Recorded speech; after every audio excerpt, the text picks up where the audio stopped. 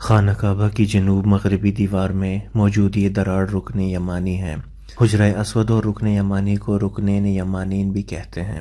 اس مقام پر ہر وقت 70 فرشتے موجود رہتے ہیں۔ گزرنے والا جب یہاں دعا کرتا ہے تو اس کی دعا رد نہیں ہوتی۔ اس کی دعا پر وہ 70 ملائکہ آمین کہتے ہیں۔ ایک روایت کے مطابق جبرائیل امین علیہ السلام یہاں دعا کرنے والے کے لیے استغفار کرتے اور آمین کہتے ہیں۔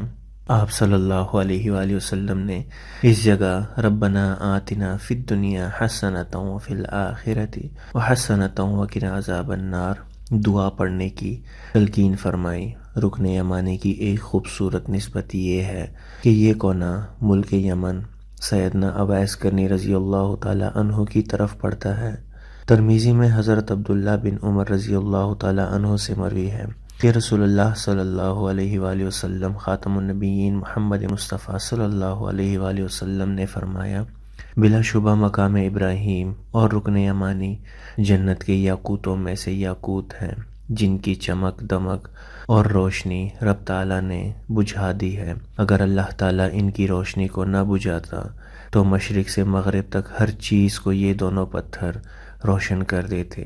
ایک روایت کے مطابق اس مقام کو دست مصطفیٰ صلی اللہ علیہ وآلہ وسلم اور دوسری روایت کے مطابق سرکار دو عالم صلی اللہ علیہ وآلہ وسلم کے لبہائے اقدس کا بوسہ نصیب ہوا۔ جہاں جہاں وہ رکے، جہاں جہاں وہ ٹھہرے، وہی مقام محبت کی جلوہ گاہ بنے۔ اللہ اکبر۔ ابن عمر رضی اللہ تعالی عنہ بیان کرتے ہیں، میں نے جب رسول اللہ صلی اللہ علیہ وآلہ وسلم کو حجرہ اسود اور رکن یمانی کا استلام چھونا کرتے ہوئے دیکھا ہے، تب سے ہم نے تنگی یا آسانی کسی بھی حال میں ان کا استلام کرنا نہیں چھوڑا۔ اللہ اکبر۔ آقا صلی اللہ علیہ وآلہ وسلم نے فرمایا، حجرہ اسود اور رکن یمانی کا مسح کرنا گناہوں کو خوب مٹاتا ہے۔